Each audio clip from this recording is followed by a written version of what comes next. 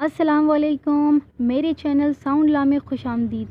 آج آپ کے لیے ایک ایسا سبق آموز واقعہ لے کر آئے ہیں جو کہ حضرت علی کرم اللہ وجہہ کے دور مبارک کا ہے، اور یہ واقعہ دو مسافروں کے بیچ میں ہوا تھا۔ واقعہ کچھ یوں ہے کہ دو مسافر کافی چلنے کے بعد تھک گئے تو انہیں شدت سے بھوک محسوس ہوئی۔ دونوں ایک سایہ دار درخت کے نیچے اطمینان سے بیٹھ گئے اور اپنے اپنے توشے یعنی موجود کھانا دسترخوان پر رکھ دیے۔ ایک صاحب کے پاس 5 روٹیاں تھیں اور دوسرے کے پاس 3۔ ابھی کھانا شروع بھی نہیں کیا تھا کہ ایک تیسرا مسافر پاس سے گزرا۔ اس نے انہیں سلام کیا، انہوں نے سلام کا جواب دیا، کھانا کھانے کی دعوت دی۔ وہ بے تکلف کھانے میں شریک ہو گیا۔ تینوں نے روٹیاں برابر کھائی۔ کھانا ختم ہونے کے بعد وہ صاحب کھڑے ہوئے اور ان دونوں کے پاس 8 درہم رکھتے ہوئے کہا، میں نے آپ دونوں صاحبان کا جو کھانا تناول کیا ہے اس کے عوض یہ درہم رکھ لیجئے۔ وہ صاحب تو دام دے کر چلے گئے، مگر ان دونوں حضرات کے درمیان بٹوارے کو لے کر تنازع یعنی جھگڑا شروع ہو گیا۔ جن صاحب کی 5 روٹیاں تھیں ان کا کہنا تھا کہ 5 درہم میرے اور 3 تمہارے۔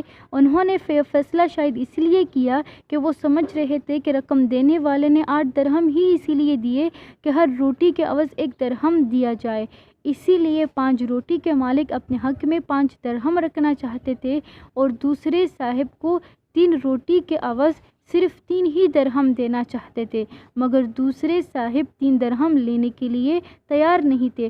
ان کا کہنا تھا کہ یہ رقم چونکہ ہم دونوں کو ایک ساتھ دی ہے اسی لیے اس کے برابر حصے کیجئے، اسی طرح میرے حصے میں 4 درہم آنے چاہیے۔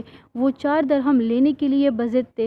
آخر باہمی گفت و شنید سے مسئلہ حل نہ ہو سکا تو امیر المؤمنین حضرت علی رضی اللہ تعالیٰ عنہ کی بارگاہ میں حاضر ہوئے۔ دونوں نے پورا واقعہ تفصیلاً بیان کر دیا۔ پورا واقعہ سننے کے بعد آپ نے 3 روٹی والے سے فرمایا کہ جب تمہارا ساتھی تمہیں 3 درہم دینے کے لیے تیار ہے تو تم 3 درہم پر راضی ہو جاؤ، لیکن وہ 4 پر ہی اڑ گیا۔ آپ نے اس سے فرمایا، ویسے وہ تمہیں 3 درہم دے کر تم پر احسان ہی کرنا چاہتا ہے، ورنہ انصاف کا تقاضا یہ ہے کہ تمہیں 1 ہی درہم ملنا چاہیے۔ اس شخص نے بہت ہی ادب سے کہا، سبحان اللہ، اگر انصاف کا یہی تقاضا ہے تو مجھے اس کی وجہ بتائیے، میں اسے قبول کر لوں گا۔ حضرت علی کرم اللہ وجہہ نے اسے اطمینان سے سمجھاتے ہوئے فرمایا، روٹیاں 8 تھیں اور کھانے والے 3، ظاہر ہے 3 پر 8 برابر تقسیم نہیں ہو سکتے، اسی لیے مانا یہ جائے گا کہ سب نے برابر روٹی کھائی ہے تو سب کو مساوی کرنے کے لیے روٹی کے ٹکڑے یا حصے مانے جائیں گے۔ ہر روٹی کو 3 ٹکڑوں میں تقسیم کیا جائے، اسی طرح 8 روٹیوں کے 24 ٹکڑے ہوئے۔ اس حساب سے ہر شخص نے روٹی کے 8 ٹکڑے کھائے۔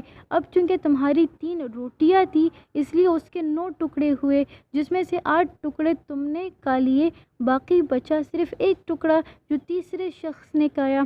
تمہارے ساتھی کے پاس 5 روٹیاں تھیں، ان کے 15 ٹکڑے ہوئے، جن میں سے 8 ٹکڑے اس نے کھائے، باقی بچے 7 ٹکڑے جو تیسرے صاحب نے کھائے۔